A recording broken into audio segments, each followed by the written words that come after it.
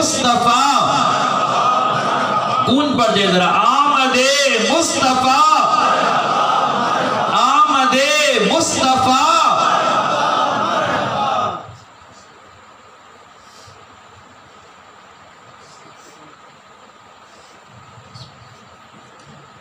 الحمدللہ رب العالمین والصلاة والسلام علی سید الانبیاء والمرسلین۔ قال اللہ تبارک وتعالی فی القرآن الحکیم وعلمک ما لم تکن تعلم وکان فضل اللہ علیک عظیما۔ آمنت باللہ وصدق اللہ مولانا العلی العظیم وبلغنا رسوله النبی الکریم الامین الرؤوف الرحیم۔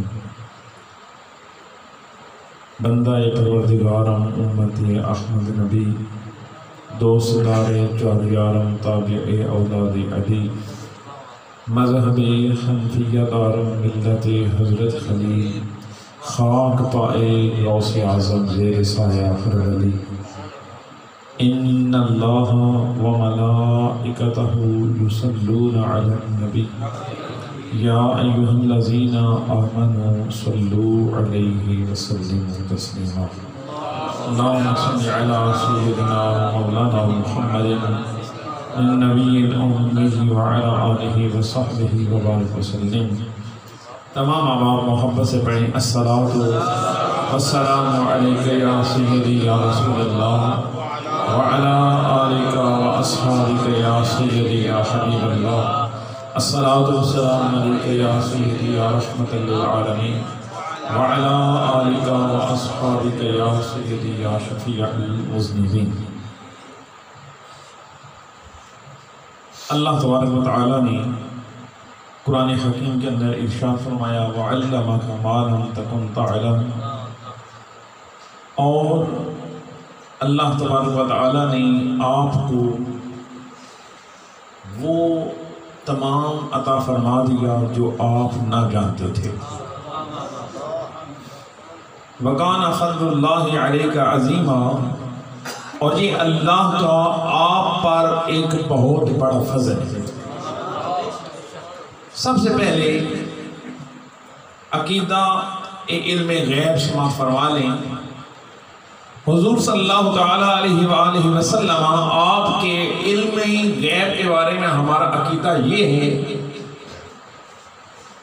کہ حضور صلی اللہ تعالیٰ علیہ وآلہ وسلم اپنی قبر منورہ کے اندر موجود ہیں اور دنیا کی زندگی سے بہتر موجود ہیں۔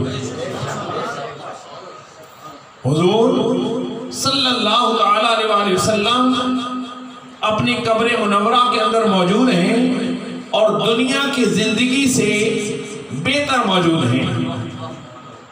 اللہ تبارک و تعالیٰ نے آپ کو اذن عطا فرما رکھا ہے، آپ دنیا اور مافیہا کے جس کونے میں چاہیں اللہ کے اذن سے جا سکتے ہیں۔ اللہ کے اذن سے آپ جہاں جانا چاہیں جا سکتے ہیں، اور یہ ہرگز ہمارا عقیدہ نہیں ہے کہ حضور ہر وقت ہر جگہ موجود ہیں۔ یہ اہل سنت کا عقیدہ نہیں ہے۔ حضور نبی مکرم صلی اللہ تعالیٰ علیہ وسلم، اور یہاں ایک اصطلاح استعمال کی جاتی ہے، اس کو اولیاء کرام کہتے ہیں طے زمانی اور طے مکانی ایک اصطلاح۔ طے زمانی اس کا مطلب کیا ہے کہ چاند لمحوں کے اندر اگر اللہ چاہے تو رات کے ایک پہر کے اندر خانہ کعبہ سے عرش اولا کی بلندی تک پہنچ جاتے ہیں۔ جب خانہ کعبہ سے عرش اولا کی بلندی تک رات کے ایک تھوڑے سے حصے کے اندر اگر اللہ کے حبیب پہنچ سکتے ہیں تو پھر مدینہ طیبہ اور خانپور کا فاصلہ ہی کوئی نہیں ہے۔ اور اگر حضور صلی اللہ علیہ وسلم آپ اپنے رب کا دیدار کر سکتے ہیں، حضرت اسماعیل اسماعیل حقی رحمۃ اللہ تعالیٰ لکھتے ہیں کہ سب سے بڑا غیب اللہ کی ذات طیبہ ہے، اور جب حضور نے اللہ تعالیٰ کی ذات طیبہ کو اپنی نگاہوں سے نظارہ کر لیا تو پھر اس کے علاوہ غیب اور رہ کون جاتا ہے؟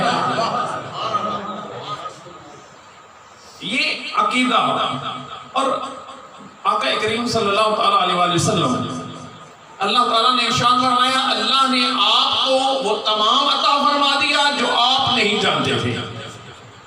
اب حضرت سیدنا ابو ہریرہ رضی اللہ تعالیٰ عنہ آپ روایت کرتے ہیں کہ آقا کریم صلی اللہ تعالیٰ علیہ وسلم آپ نے ارشاد فرمایا کہ یا ان ابا ہریرہ ستکون فتن، اے ابو ہریرہ ان قریب فتنے نازل ہوں گے۔ اور اس باب کا نام کیا ہے؟ اس حدیث پاک، یہ حدیث پاک جس باب کے اندر موجود ہے اس باب کا نام ہے کمواقع قطر، کہ بارش کے قطروں کی طرح فتنے نازل ہوں گے۔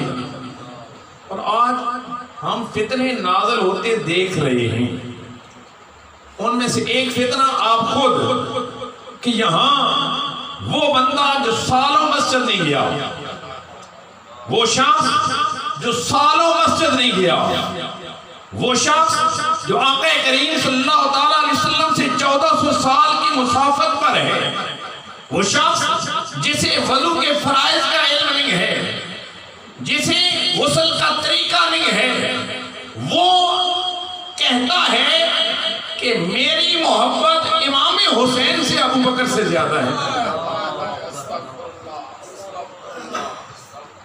وہ کہتا ہے یہ فتنہ نہیں ہے تو اور کیا ہے کہ 1400 سال کی مسافت ہے، وضو کے فرض پتہ نہیں ہے، مسجد میں جانا یاد نہیں ہے، قرآن کو سالوں گزر چکے ہیں ہاتھ نہیں لگایا، اور بندہ دعویٰ کر رہا ہے کہ ابو بکر سے بہتر مجھے آل رسول سے محبت ہے۔ خدا را فتنوں کو سمجھنے کی کوشش کریں۔ وہ شخص کہ جس کو اللہ تعالیٰ کے حبیب نے ارشاد فرمایا لا تحزن ان اللہ معنا، اے ابو بکر غم نہ کر اللہ ہمارے ساتھ ہے۔ معنا کا مطلب ہے، یہاں پر علماء فرماتے ہیں کہ یہاں پر اللہ کے حبیب نے یہ نہیں ارشاد فرمایا لا تحزن یا ابا بکر ان اللہ معی، اے ابو بکر پریشان نہ ہو اللہ میرے ساتھ ہے، بلکہ فرمایا اے ابو بکر پریشان نہ ہو اللہ ہمارے ساتھ ہے، اللہ ہمارے ساتھ ہے۔ قرآن کا ہر لفظ قیامت تک اپنی پوری آب و تاب کے ساتھ قائم رہے گا۔ اللہ کے حبیب صلی اللہ علیہ وسلم، علماء فرماتے ہیں حضرت ابو بکر ابن عربی رحمۃ اللہ تعالیٰ علیہ اور حضرت امام ابو سلمہ رحمۃ اللہ تعالیٰ علیہ، تفسیر اولیاء کرام نے لکھا کہ اس معنی سے ثابت ہوتا ہے کہ اللہ کے حبیب پیدائش سے پہلے عالم ازل میں موجود تھے تو ابو بکر وہاں پر موجود تھے، حضور غار کے اندر تھے تو ابو بکر وہاں پر موجود تھے، حضور مزار کے اندر ہیں تو ابو بکر مزار کے اندر ہیں، حضور قیامت کے اندر ہوں گے تو ابو بکر وہاں پر بھی موجود ہوں گے۔ اور جو بندہ ابو بکر کی صداقت کا انکار کرتا ہے وہ من وجہ کسی نہ کسی لحاظ سے اس معنی کا انکار کر رہا ہے، اور جو معنی کا انکار کر رہا ہے ہم علل اعلان کہتے ہیں کہ ہم اس کا نماز جنازہ نہیں پڑھ سکتے۔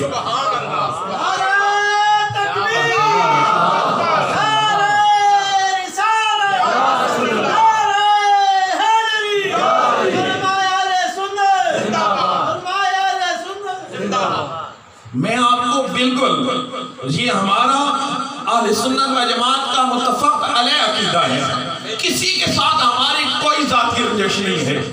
اگر کسی بندے کے ساتھ ذاتی رنجش موجود ہو تو اللہ تبارک و تعالیٰ اس کی ذات پر اگر نفس کی خاطر ہو تو اللہ اس کی ذات پر لعنت نازل فرمائے، لیکن جو بندہ ابو بکر و عمر عثمان امام حسن امام حسین رضی اللہ تعالیٰ عنہما کے بارے میں کہے گا یا ایسی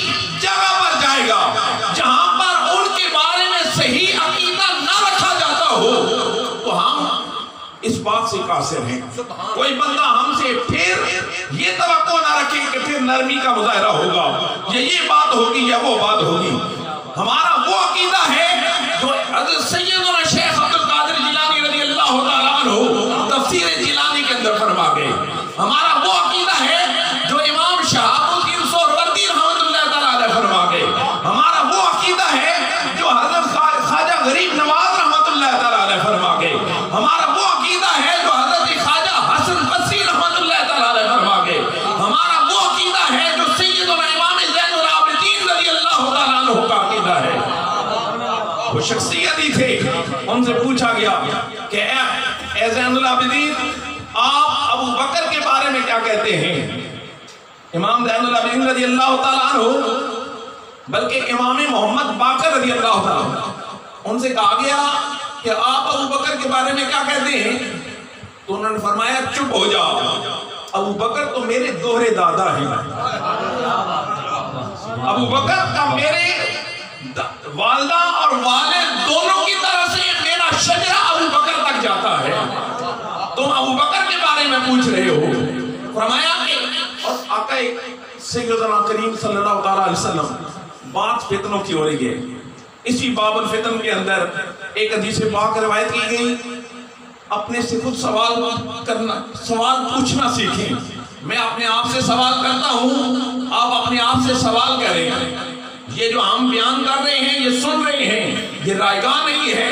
میرے ساتھ بھی بیٹھے ہوئے ہیں اور آپ کے ساتھ بھی بیٹھے ہوئے ہیں. لکھا جا رہا ہے, ہر لفظ نوٹ کیا جا رہا ہے. اپنے آپ سے سوال پوچھیں. حضور نے ارشاد فرمایا کہ ایک باب الفتن کے اندر یہ حدیث پاک موجود ہے. آقا کریم نے ارشاد فرمایا من فاتتہ صلاۃ العصر کانما وطر اہلہ و مالہ. فرمایا جس کی ایک نماز عصر فوت ہو گئی, وہ سمجھ لے کہ اس کا گھر بار مال اہل و عیال تباہ ہو گئے. حدیث پاک کے 4 الفاظ ہیں, کو مشکل نہیں ہے, یاد رکھیں.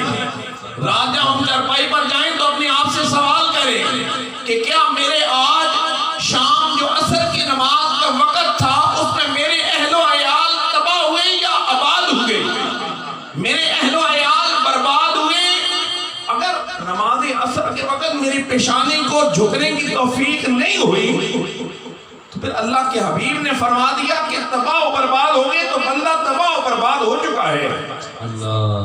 آبادی کا تعلق پیسوں سے, لاکھوں روپے, کروڑوں روپے سے نہیں ہے. بندہ 1 ارب روپیہ روزانہ کما لے, لیکن اگر نماز عصر کی توفیق نہیں ہے تو اللہ کی عزت کی قسم وہ بندہ تباہ و برباد ہو چکا ہے. تباہ و برباد, اس کے لیے عزتیں نہیں آ سکتی. اس بندے کو دنیا میں کوئی خیر نصیب نہیں ہو سکتی جس نے اللہ کے حبیب صلی اللہ علیہ وسلم کے فرمانے عالی شان پر بدرجہ عدم یقین نہ کیا. اور اللہ کے حبیب نے فرمایا کأنما وطر اہلہ و مالہ, وہ بندہ سمجھ لے کہ اس کا اہل و عیال, مال, دولت, گھر بار تباہ و برباد ہو گیا. خدا را ہمیں اپنے آپ سے سوال کرنا چاہیے.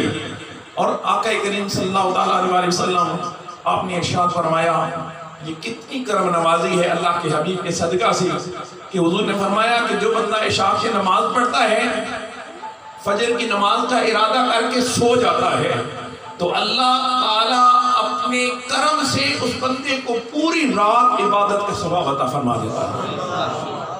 اور کیا آسانیاں ہوں گی. اللہ تبارک و تعالیٰ ہمیں سمجھنے کی توفیق عطا فرمائے. وآخر دعوانا ان الحمدللہ رب العالمین. ماشاءاللہ.